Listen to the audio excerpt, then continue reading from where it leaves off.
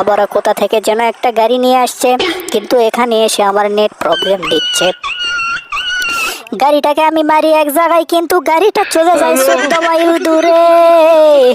ওই যে কথায় আছে, হারাম গাড়ি কখনো ফোটানো যায় না।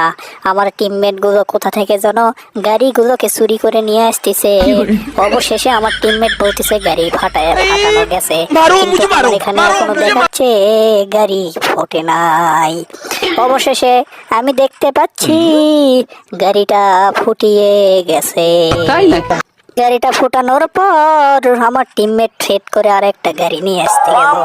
বলতে বলতে আর একটা গাড়ি নিয়ে আসছে, এটাকে ফাটানোর চেষ্টা, কিন্তু এনিমি আমাকে গুলাল মেরে আটকে দিয়েছে, মানে টিমমেট আটকায় দিয়েছে। তারপরেও জোর করে গিয়ে গাড়িটা ফাটা দিলাম।